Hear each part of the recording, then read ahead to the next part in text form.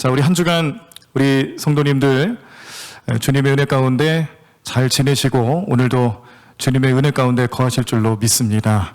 오늘 여기 현장에서 예배를 드리시는 성도님들이나 또 이렇게 온라인 예배를 통해서 영상 예배를 드리시는 우리 가정들마다 하나님의 은혜가 함께 하실 줄로 믿습니다.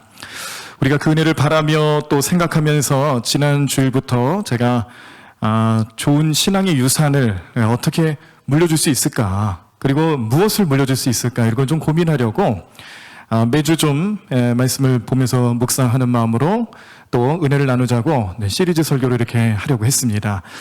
그래서 지난주에는 우리 그 이단과 사이비가 판치는 이 세상에서 우리 자녀들이 거기에 영향력을 안 받을 거라는 법이 없거든요. 그런데 그런 영향력 속에서 온전한 신앙과 믿음을 지키기 위해서는 알아야 됩니다.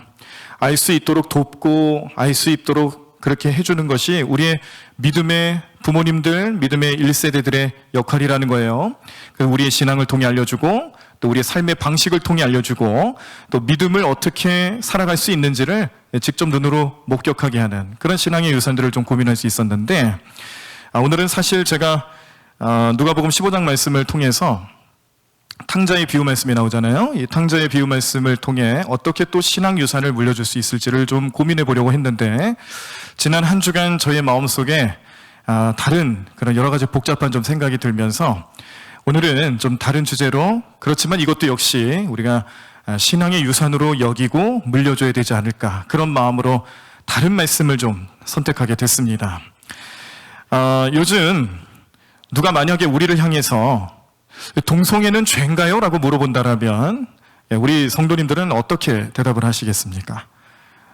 동성애는 죄인가요? 하고 물어본다라면, 아니면 뭐 우리 자녀들이 직접 물어본다 한번 생각을 해보세요. 우리 자녀들이 엄마 아빠 동성애라는 게 죄예요? 하고 물어보면 우리는 어떻게 대답을 할 수 있을까? 죄라고 분명히 말할 수 있어야 됨에도 불구하고 머뭇거리는 우리의 모습을 보면 우리의 모습이 또 우리의 현실이 옛날 같지는 않구나, 옛날처럼 생각하는 게 아니구나라는 것을 좀 깨닫게 됩니다. 요즘 사람들 중에서 동성애를 죄로 여기냐고 물어봤을 때에 머뭇거리는 사람들이 많아지고, 심지어 그 가운데서는 믿음이 있는 사람들도 또 목회자들 사이에서도 동성애가 죄인지 아닌지 분간하기 힘들어하는 그런 세상을 살아가고 있다는 것이죠. 그래서 이런 일들이 나타남에 따라서 우리가 걱정하고 염려해야 될 것은, 이 동성애의 문제에 대한 것들을 우리가 자칫 소홀하게 여기기 시작하면 어느 순간 동성애는 우리 세상에 법으로 제정이 돼서 동성애를 인권으로 보호받을 수 있도록 그렇게 제정이 돼서 법적인 조치를 받으면서 누구도 동성애에 대해서 뭐라 할 수 없는 세상이 오게 될 겁니다. 요즘 우리 포괄적 차별금지법에 대해서 교회들이 많은 관심을 가지고 있습니다. 그런 관심을 가질 수밖에 없는 분명한 이유는, 이 포괄적 차별금지법이라는 것도 사실 예전부터 끊임없이 나왔던 차별금지법의 또 다른 모습인데, 여기에 교회들이 자꾸 관심 가질 수 있는 부분들은요, 여기 그 성적 지향에 의해서도 차별받아서는 안 된다라는 항목이 들어가 있기 때문에 그렇죠. 이 성적 지향이라는 게 그럼 과연 뭐냐? 자기가 가지고 있는 성적인 그런 면모들을 또 지향하는 점들을 차별해서는 안 된다. 동성애가 거기에 포함이 돼 있다는 겁니다. 근데 교회에서는 동성애를 죄로 봅니다. 성경도 죄라고 말하고 있고요, 하나님께서도 동성애는 죄라고 말씀하고 계시는데, 몇몇 동성애 옹호하는 사람들이 뭐라고 얘기를 하냐면, 성경에 하나님께서 어디 동성애를 죄라고 말한 적이 있느냐, 그런 이상한 논리를 펴는 경우가 많이 있어요. 성경에 왜 없습니까? 다만 그들이 주장하는 것은 죄다 아니다라는 것을 명확하게 말 안 했다라는 것이 이유라는 거죠. 그런데 여러분들 생각을 해보세요. 하나님께서 싫어하시는 일, 하나님께서 원하시지 않는 일을 성경에서 이렇게 꼭 명확하게 얘기를 안 했다고 해서 우리는 모릅니까? 우리 자녀들을 한번 보세요. 자녀들이 부모님의 말씀에 순종하며 살아갈 때는 부모님이 기뻐하시죠. 그런데 때로는 자녀들이 이제 사춘기도 겪고 또 그들이 이제 성장하고 또 성숙해져가는 과정에서 부모님 말씀 잘 안 들을 때도 많습니다.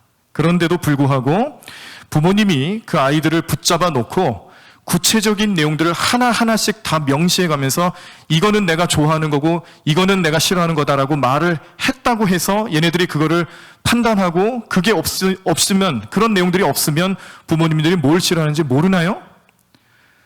우리 자녀들만 보더라도 우리 자녀들을 양육하면서 깨닫는 것들은, 사람은 어떤 말을 정확하게 한다 할지라도 그렇지 않다 할지라도 알 수 있는 능력이 있습니다. 그 말 속에 표현되어 있는, 들어가 있는 뉘앙스라는 게 있고, 또 굳이 정확하게 말을 하지 않는다 할지라도 우리는 감정이라는 게 있어요. 그 감정을 표현하고 또 그 감정을 표현하는 여러 가지 방법 중에 하나는 이제 얼굴 표정도 있을 것이고 행동들도 나타날 것이고, 싫어한다는 걸 충분히 표현할 수 있는 내용들이 얼마나 많은데요. 하나님은 안 그러신가요? 하나님께서 동성애를 죄라고 말씀하시지 않는 내용들이, 죄라고 말씀하신 내용들이 어디 있느냐라고 찾아보라고 한다면 우리가 못 찾겠습니까? 네? 하나님께서는 다른 말씀으로, 다른 표현으로 동성애를 미워하시고 싫어하신다라고 분명히 말씀하고 계시고 있는데도 불구하고 우리는 인간의 그런 얄팍한 논리를 내세워가면서 하나님의 뜻을 저버리려고 하는 어리석은 모습으로 살아가고 있지는 않는가, 오늘 깨달으셔야 합니다. 그래서 오늘 저는요, 동성애는 죄라는 것을 우리가 분명히 알고 그걸 깨달으시고 또 이 사실에 대한, 이걸 우리에게 주시는 하나님 마음, 그 하나님 뜻을 우리 마음속에 새겨놓고 잊지 않고 살아가시면서 이것이 우리의 가정에, 우리 자녀들을 향한 유산이 되어야 하고요. 우리 믿음의 1세대를 살아가시는 성도님들에게는 믿음의 2세대, 3세대들에게 역시 동성애를 죄로 바라볼 수 있는, 또 동성애를 어떻게 성경적으로 바라볼 수 있는지를 분명히 알고 깨닫게 하시는 유산으로 남겨주셔야 합니다. 그래서 오늘은 우리가 좋은 신앙의 유산을 어떻게 가질 수 있을까, 무슨 내용을 말할 수 있을까, 두 번째 시간에서 동성애는 죄다라는 분명한 사실을 깨닫고 그 마음을 잊지 않도록, 잃어버리지 않도록 우리 하나님께 간구하시고, 또 이러한 분위기를 만들어가는 이 세상, 그런 많은 사람들의 또 악한 영들의 그런 유혹과 또 장난질 속에서 우리는 절대로 우리의 믿음이 흔들리지 않도록 기도하시면서 우리의 믿음을 굳게 세워나가실 수 있는 오늘 이 시간 되셔야 될 줄로 믿습니다. 성경에 보면 하나님께서 동성애를 죄라고 말씀하시는 내용을 다양하게 말씀하셨어요. 이 다양하게 말씀하셨다는 내용을 통해서 우리는 동성애가 죄라는 걸 알게 되는데, 여러 가지가 있겠습니다만 제가 몇 가지로 좀 정리를 해봤습니다. 어떤 표현을 쓰시냐면 가증한 일이다 라는 표현을 쓰세요. 가증한 일이다. 레위기 18장 22절에 보면 너는 여자와 동침함같이 남자와 동침하지 말라, 이는 가증한 일이다 라고 말씀하세요. 그럼 무슨 얘기예요? 여자와 동침함같이 남자와 동침한다는 것은 동성애를 말하는 건데요, 이 동성애를 하나님께서 좋아하신다라는 거예요? 싫어하신다라는 거예요? 싫어하신다라는 얘기잖아요. 가증하게 여긴다라는 건 싫어하신다라는 표현이잖아요. 이것만 있는 게 아니죠. 레위기 20장 13절에 보시면 누구든지 여인과 동침하듯 남자와 동침하면 둘 다 가증한 일을 행함인즉 반드시 죽일지니 자기의 피가 자기에게로 돌아가리라 라는 말씀도 있습니다. 여기도 누구든지 여인과 동침하듯 남자와 동침하면 둘 다 가증한 일이다 라고 말씀하시는데, 역시 이것도 동성애를 말하는 거죠. 이 동성애를 하나님께서 가증한 일로 말하셨다는 것은 하나님께서 허락하신다라는 거예요? 하면 안 된다라는 거예요. 절대 하면 안 된다는 거죠. 여기서는 좀 더 강한 그런 말씀으로 말씀을 주시는데 반드시 죽인다라고까지 말씀을 하세요. 얼마나 무시무시한 말입니까? 그리고 자기의 피가 자기에게로 돌아갈 것이다. 그 피값을 자기에게 묻는다는 거죠. 신명기 23장 17절에서 18절 말씀에 이스라엘 여자 중에 창기가 있지 못할 것이요 이스라엘 남자 중에 남창이 있지 못할지니 창기가 번 돈과 개 같은 자의 소득은 어떤 서원하는 일로든지 내 하나님 여호와의 전에 가져오지 말라. 이 둘은 다 내 하나님 여호와께 가증한 것임이니라 라고 말씀하셨습니다.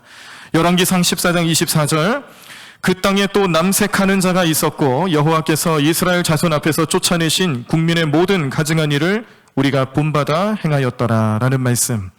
이 말씀만 보더라도 가증한 일로 표현하시는 하나님 말씀은 동성애는 하나님께서 죄로 여기시고 싫어하신다라는 표현입니다. 또 하나님께서 이런 표현도 쓰십니다. 동성애 하면 그 땅에서 쫓아낼 것이다. 그 땅에서 쫓아낼 것이다라는 표현은 하나님께서 멸시하는 표현이에요. 싫어하신다라는 표현이에요. 에덴 동산에서 아담과 하와가 죄를 짓고 선악과를 따먹는 죄를 짓고 회개하지 않았을 때에 하나님께서는 그 둘을 에덴 동산에서 쫓아내셨습니다.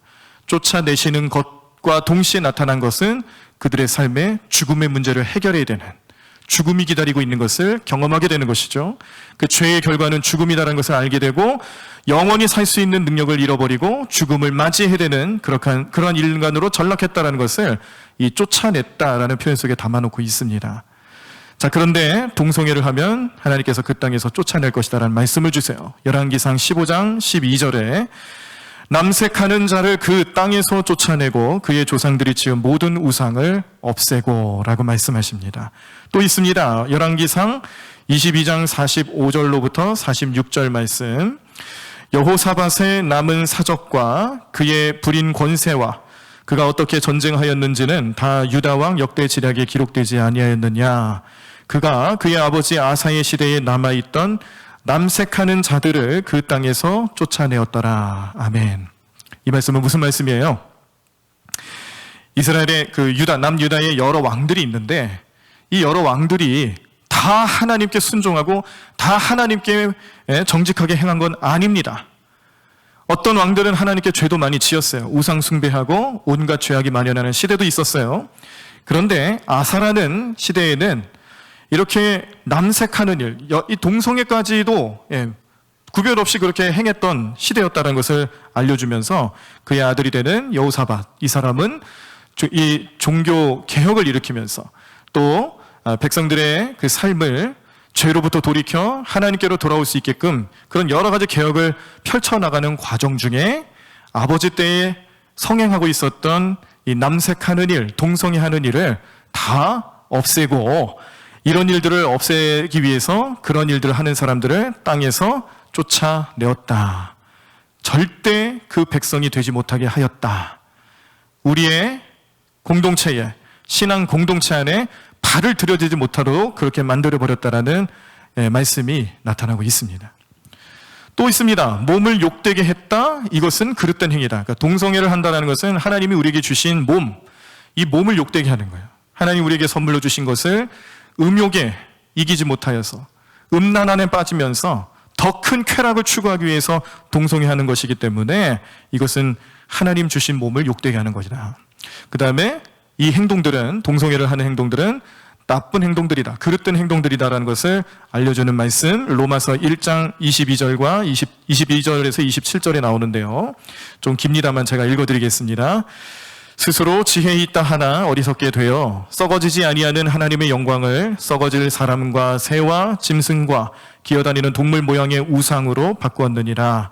그러므로 하나님께서 그들을 마음의 정욕대로 더러움에 내버려 두사 그들의 몸을 서로 욕되게 하게 하셨으니 이는 그들이 하나님의 진리를 거짓 것으로 바꾸어 피조물을 조물주보다 더 경배하고 섬김이라.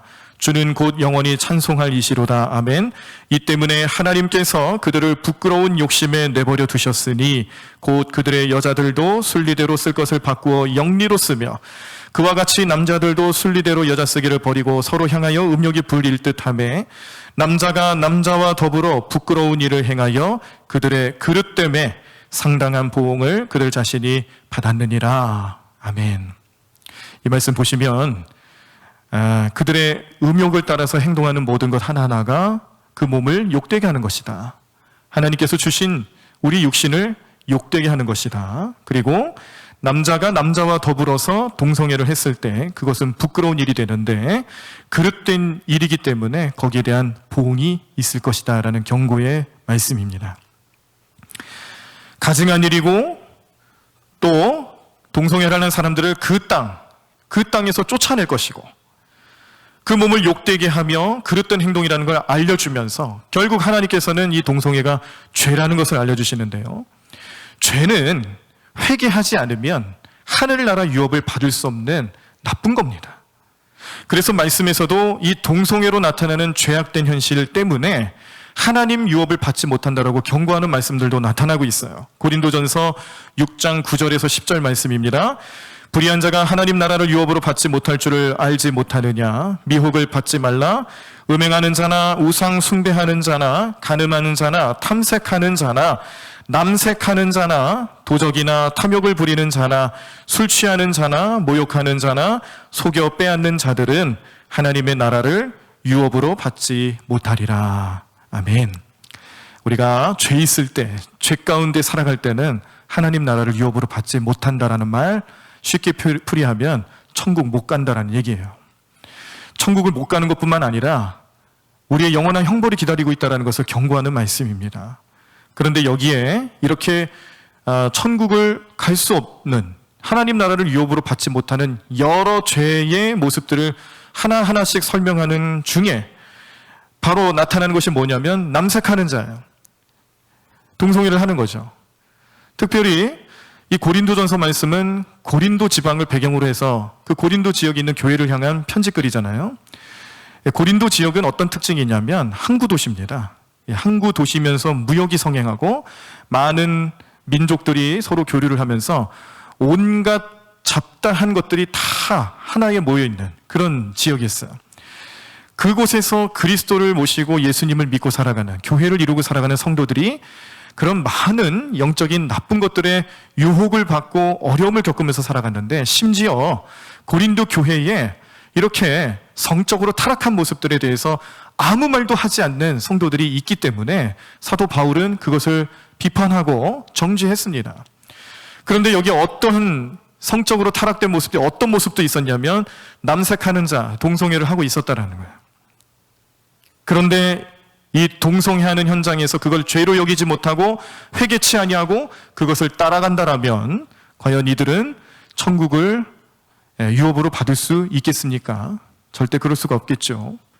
왜냐하면 하나님께서 죄로 여기시기 때문에 그렇다는 거죠. 그래서 오늘 이 사도 바울이 이제 고린도전서 말씀을 통해서도 깨닫게 하는 것은 불의를 행하는 자는 여러 사람들이 있는데 그 중에 남색하는 자, 동성애도 포함되어 있다는 걸 분명히 말씀해주고 있습니다.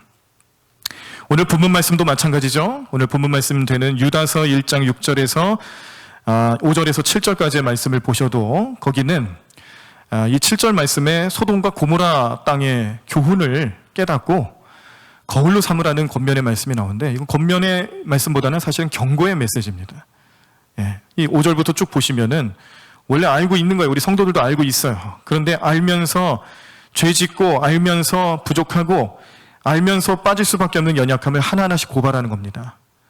심지어는 6절 말씀에 보면 천사에 대한 내용도 나오는데, 이 천사들은 원래 하나님께서 그 하나님의 사역을 이렇게 이끌어 가시는 데 있어서 쓰임받는 그런 영물들이죠. 하나님 명령에 따라 움직이는, 하나님께 순종해야 되는 영물들인데, 자, 사단이라는 존재가 있어요. 사탄. 이 사탄은 원래 천사였습니다. 원래 천사였던 이 사탄이 하나님 명령에 불순종하는 거예요. 하나님 명령에 불순종하고 하나님을 대적하기 시작했을 때 사탄이 된 거예요.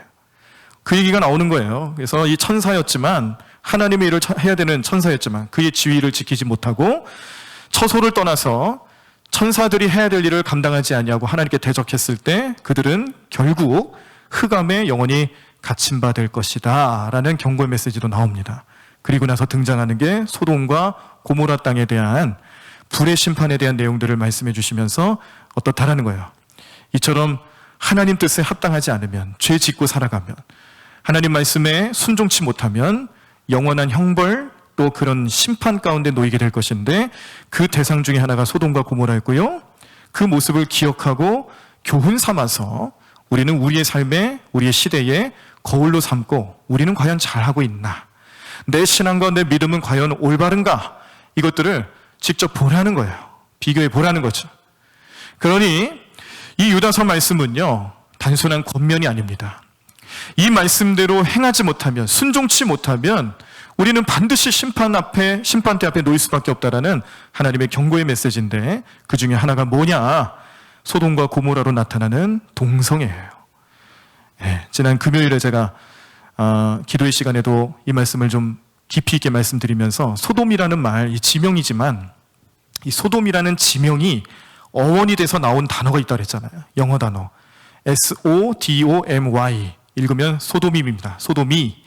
이 말의 뜻은 남색 수간이란 뜻이에요. 남색은 뭐예요? 남자들끼리 하는 동성애고요. 수간은 뭐예요? 동물들과 교합하는 거예요. 그러니까 정상적인 성적인 삶이 아니라 쾌락을 추구하는 비정상적인 삶을 말하는 거잖아요. 이게 가장 큰 죄악이었어요. 그래서 하나님께서는 소돔과 고모라 땅을 멸망시킨 겁니다. 그 죄가 만연한 것을 하나님께서 그냥 두고 보지 않으셨다라는 거예요. 심지어 어떤 일들도 벌어졌습니까? 이 지역이 소돔과 고모라 땅에 누가 살고 있었냐면 아브라함의 조카가 되는 롯이 있었는데, 롯이 그 땅에 머물고 있다가 천사 2명이 소돔 땅에 이르게 되는데요. 목적은 다른 건 아닙니다. 하나님 명령을 따라서 소돔과 고모라 땅을 심판하기 위해서, 수행하기 위해서 왔어요. 그런데 롯이 그 천사를 알아봤습니다. 롯이 그 천사가 어떤 존재인지를 알아본 거예요. 영안이 뜨여 있는 거죠. 영적인 감수성이 민감한 거예요. 그래서 그 두 천사를 자기 집으로 모셔서 극진히 대접하고 손님으로 모시게 되는데, 그 롯의 집 주변에 누가 모였냐면 소돔 땅의 불량배들, 이 동성애를 하기 위해서 혈안이 되어 있는 이 남자들이 찾아와서 롯의 집을 에워싸고 롯에게 얼른 너희 집에 들어간 이 두 남자를 내놓으라는 거예요. 우리가 그들과 동성애 해야겠다, 상관해야겠다. 이게 상관해야겠다라는 말도 동성애를 뜻하는 거잖아요. 근데 그 무리들이 한두 명이 아니고 노소를 막론하고 많은 사람들이 모였다. 그러니까 어린 사람이나 나이가 많은 사람이나 구별이 없이 그냥 동성애의 목적을 두고 찾아온 거예요. 어떤 상황인지 대충 짐작이 가십니까? 네. 우리가 상상하는 것조차도 참 불경스럽죠. 그런 현실에서 하나님이 그 땅을 심판하시지 않을 수 없었겠구나라는 생각을 누구나 할 겁니다. 그럼에도 불구하고 하나님은 아브라함의 청을 그래도 들어주셨어요. 50명의 의인만 있어도 멸하시겠습니까? 멸하지 않겠다. 45명은 어떻습니까? 멸하지 않겠다. 40명, 30명, 20명, 10명까지 의인이 있으면 멸하지 않겠다라고 하나님 약속하셨지만, 그 의인 10명이 없어서 그 소돔과 고모라 땅은 이 죄로 인한 심판대 앞에 놓일 수밖에 없는, 불의 심판을 받게 되는 아주 비참한 결과를 맞이하게 되었는데, 그럼에도 불구하고 롯의 가족은 어떻게 됐어요? 롯의 가족은 구원해 주시잖아요. 구출해 주시잖아요. 물론 롯의 아내는 뒤를 돌아보기 때문에 소금 기둥이 되었다라는 내용들도 있고, 또 그 롯의 사위들까지도 다 이렇게 데려다가 구원시키려 했지만, 나중에 그 피신해 간 그 자리에 사위들에 대한 얘기는 없어요. 그러니까 아마 사위들도 아마 그곳에서 그냥 남아서 멸망당하지 않았을까 예상할 수가 있는 것이죠. 심판당했다는 것을 말씀해주고 있는데, 그 내용을 오늘 이 유다서 말씀에서 다루면서, 그럼 우리들의 삶은 어떠냐? 우리 성도들의 삶은 어떠냐? 우리 지금 현실은 지금 그때와 비교했을 때 어떤 상황이냐를 알게 하는 겁니다. 달라진 게 없는 거죠. 지금 어떤 세상이에요? 오히려 동성애를 포괄적 차별금지법에 포함을 시켜서 인정하려고 하는 시대잖아요. 예, 그런 일들을 지금 우리 국회의원들이 하고 있잖아요. 그런데 하필 이렇게 포괄적 차별금지법을 교회들이 반대하고 목소리를 높이고 있는 이 시점에서 교회에 어떤 어려움이 나타났습니까? 지난 7월 10날이에요. 지난 7월 10일 금요일 저녁 6시부터 발효가 됐습니다. 근데 이런 법이 어디 있습니까? 교회 정규 예배는 드려도 되지만 소모임은 하면 안 된다. 이유는 다른 게 아니라 코로나19 확산 막기 위해서, 확진자들이 이렇게 교회 소모임을 통해서 자꾸 발생을 하니까 너희들을 먼저 제재의 대상으로 삼겠다라고 해서 교회를 먼저 통제하기 시작을 하는데, 하필 우리가 교회들이 한참 이렇게 포괄적 차별금지법에 대해서 목소리를 높이고, 또 이런 것들에 대해서, 동성애 문제에 대해서 소리를 높이는 이때 그렇게 소모임을 모이지 못하게 하고 교회에 대한 비판 내용들, 기사들, 이런 것들이 나타나면서 무슨 일들이 벌어지고 있냐면요, 교회는 나쁜 곳, 교회는 이 정부 기관에 협조하지 않는 곳, 교회는 신천지와 다를 바도 없는 곳. 신천지 같은 경우는 이 코로나 확진자가 막 기하급수적으로 나타났던 이유들이 밀집해 있는 환경, 마스크를 사용하지 않는 그런 것들이 원인이었잖아요. 교회들은 어떻게 했습니까? 그 사례를 잘 알기 때문에 지금 여러분들도 여기 우리 성도님들도 누구 하나 지금 마스크 벗고 계신 분 저 말고는 없잖아요. 저는 이제 말씀을 전하기 위해서 마스크를 벗었습니다만 여기 성도님들은 다 마스크하고 계시고 들어오실 때 열 체크 다 하셨잖아요. 그리고 손 소독제 다 문지르면서 오셨잖아요. 그것도 모자라서 매번 명단 작성까지 하잖아요. 그리고 우리 교회에 만에 하나 우리가 잘 모르시는 분이 오지 않도록 부지 중에 확진자가 다녀가지 않도록 정말 눈에 불을 켜고서는 우리 교회 어려움 나타내지 않도록 늘 기도하고 늘 그렇게 걱정하면서 방역 수칙을 잘 지켜오지 않습니까? 우리 교회만 그런가요? 다른 교회들 다 그래요. 그런데 교회는 다 그런 것처럼 기사가 나가고요. 기사에 달린 댓글들을 보면 교회들을 욕하고 또 성도들을 욕하고 이 코로나 확진 사태들로 인하여서 어려움 당하는 이 나라 그리고 또 의료 관계자를 너희들 때문에 힘들게 한다 이런 식으로 정죄하며 몰아가는 분위기를 가만히 살펴보면서 이게 하나의 어떤 사단의 방해 공작이 아닌가 그런 어떤 영적인 느낌이 온다라는 거예요. 하필 포괄적 차별금지법에 대해서 목소리를 높이는 이때에 교회를 위축되게 만드는 법령이 내려질 건 뭡니까? 여러분들은 어떻게 생각하세요? 저는 이게 가장 큰 문제라고 생각이 들어요. 사례들을 제가 지난 금요일에도 말씀드렸습니다만 한 번 더 말씀드리는 것은 몇 가지 사례들이 있는데요. 구리시에서 공문으로 교회 소모임 제재하는 방안을 안 지키면 그 현장을 발견하는 사람이 만약에 신고한다. 그러면 포상금을 주겠다라는 이야기가 나왔었습니다. 이게 공문을 통해서 나온 이야기예요. 난리가 났어요. 이게 말이 되냐. 그래서 막 시장한테 항의하고 막 목소리를 또 높이니까 죄송하다고 자기가 시장 측에서는 이제 구리시 측에서는 이 민감한 사안에 대해서 지혜롭게 대처하지 못한 것 같다라고 사과를 했습니다. 근데 만약에 이게 사과하지 않고 그냥 정말로 공문으로 효력이 발생이 됐다라면 어떻게 되겠어요? 우리 교회 안에서 우리 성도님들은 성도님들끼리 서로 감시자가 되는 거예요. 우리 외부 교인은 못 오게 한다 할지라도 우리 교인들끼리는 볼 수 있잖아요. 제가 만약에 우리 여러분들한테 소모임 해도 괜찮습니다라고 얘기를 했어요. 그래서 소모임을 가졌네요. 그러면은 그 가운데서 이 포상금에 눈이 어두워서 어떻게 되겠어요? 서로 신고하면 그게 교회입니까? 교회가 되겠어요?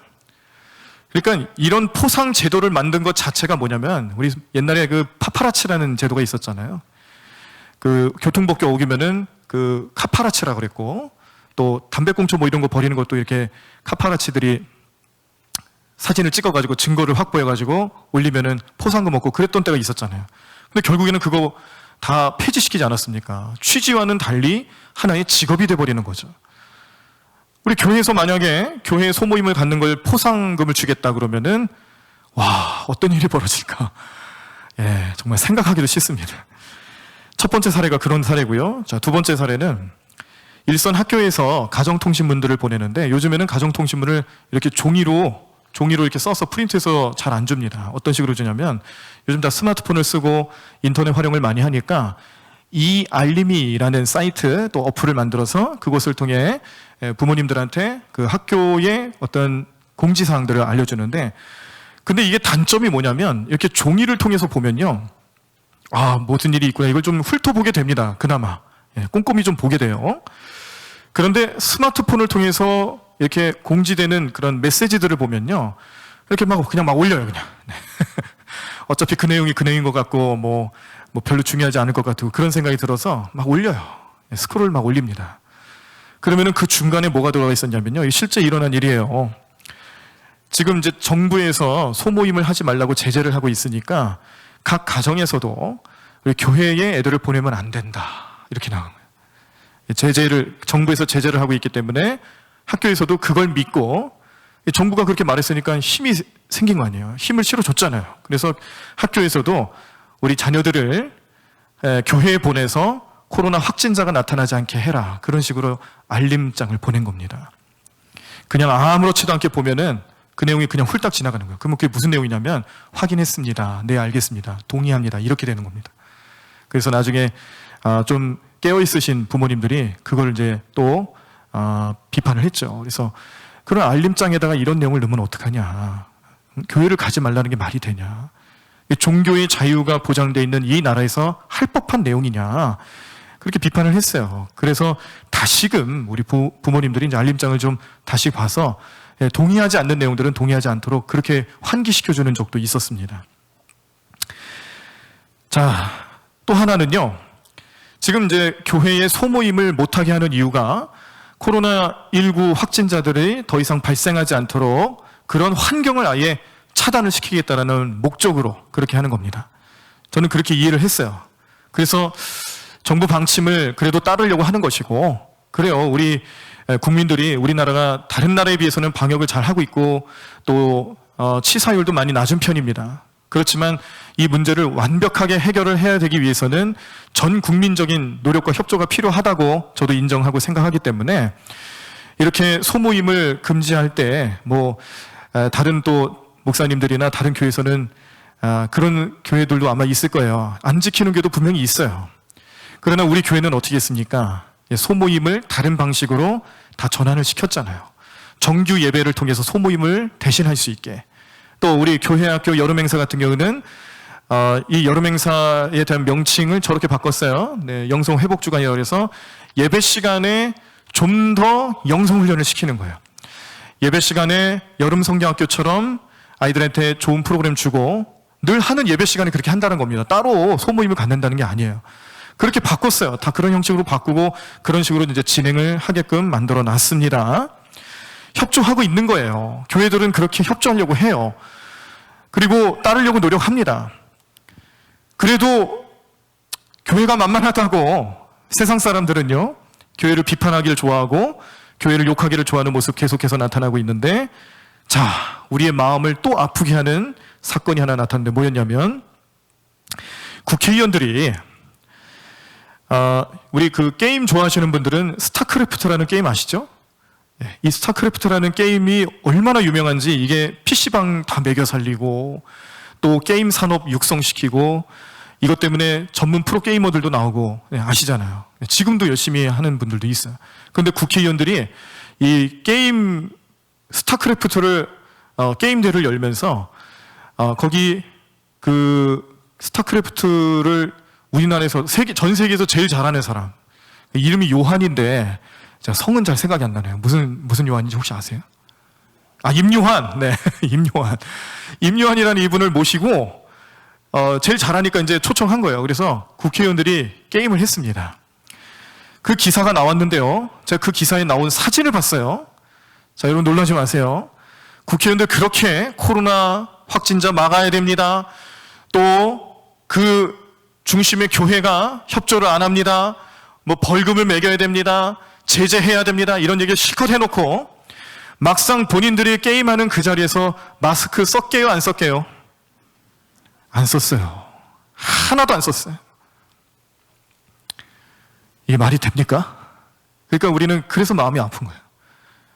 교회가 만만하니까 아마 이런 것 같아요. 만만한 게 교회라고.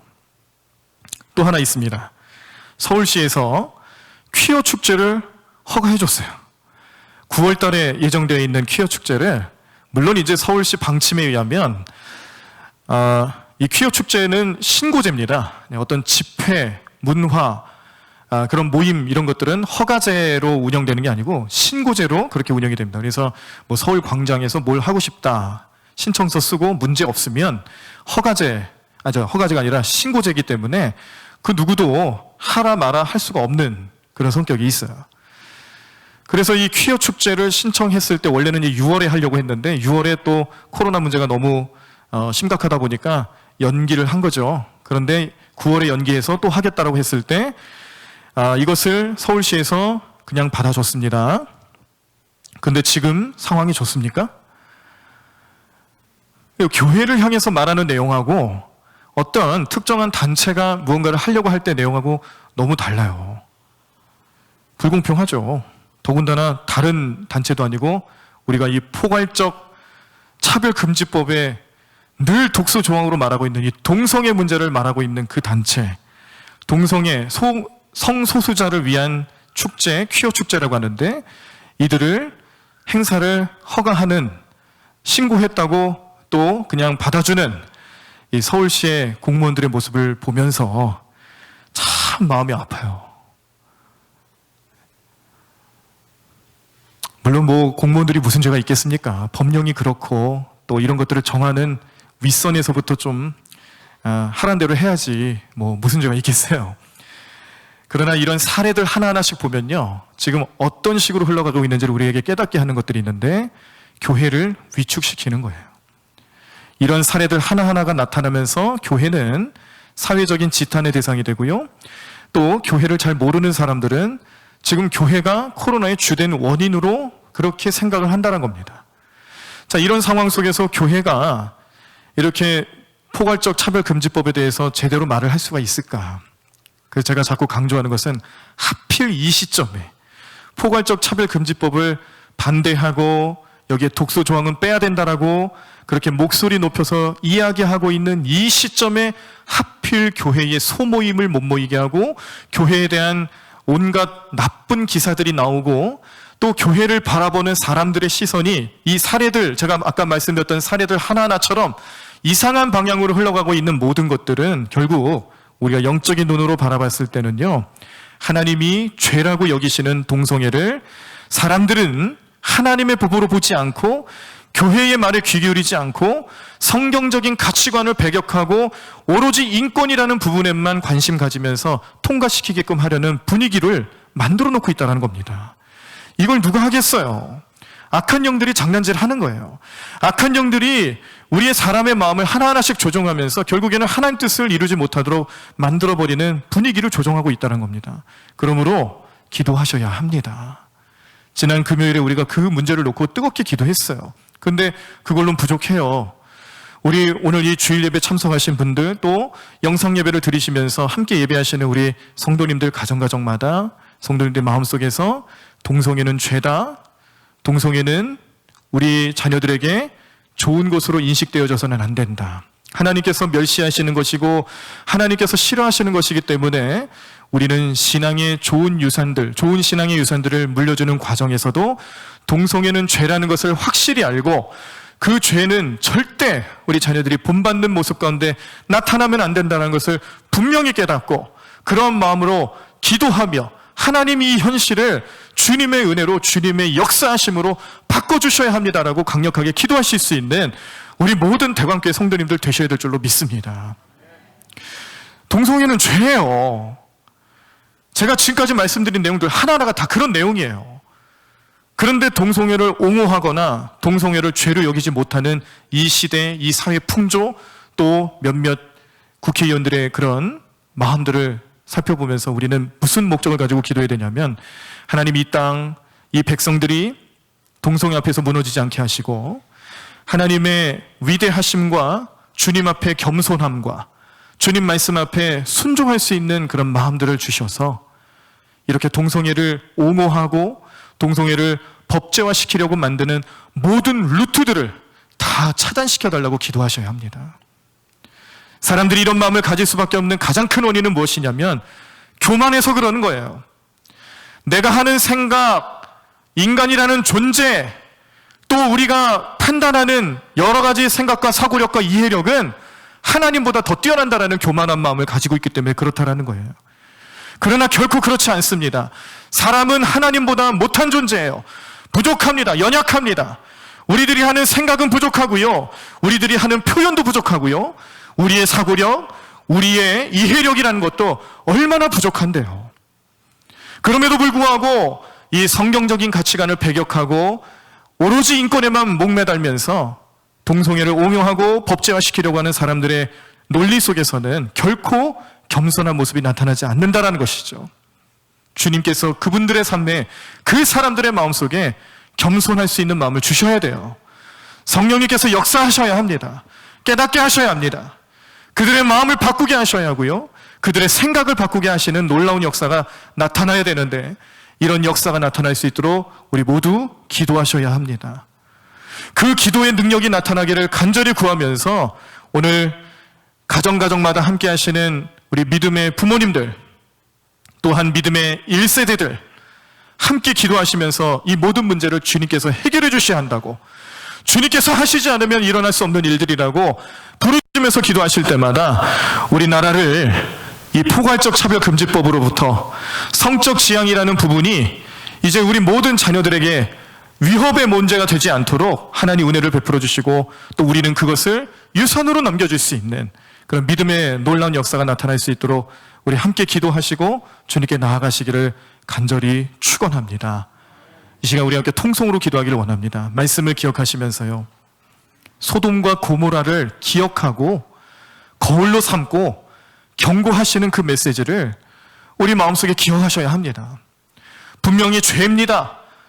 분명히 그 죄의 문제를 하나님께서는 물으실 겁니다. 오늘 우리나라가 동성애 문제에 대해서 그냥 아무렇지도 않게 생각하고 넘어갈 수는 없는 문제들입니다.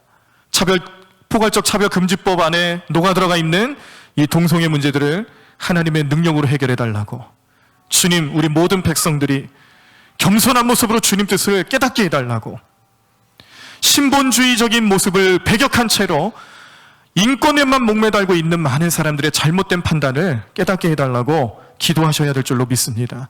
오늘 그 말씀을 기억하며 그 목적을 가지고 이 시간 이렇게 통성으로 기도하신 후에 또 하나님의 역사하심을 바라보면서 또 주님께서 이 땅을 불쌍히 여겨주시고 또 우리 교회들을 불쌍히 여겨주시고 또 지금 코로나로 인하여서 어려움당하고 있는 우리 모든 백성들, 또 우리 교회들, 또 이 문제를 위해서 지금도 일선에서 정말 어마어마한 고통과 신음 속에서 여러 가지 어려움당하고 있는 환자들과 우리 의료 관계자들, 이 모든 사람들에게 하나님의 은혜와 자비가 넘쳐나게 해달라고, 그런 목적으로 함께 통성으로 기도하기를 원합니다. 우리 함께 통성으로 기도하겠습니다.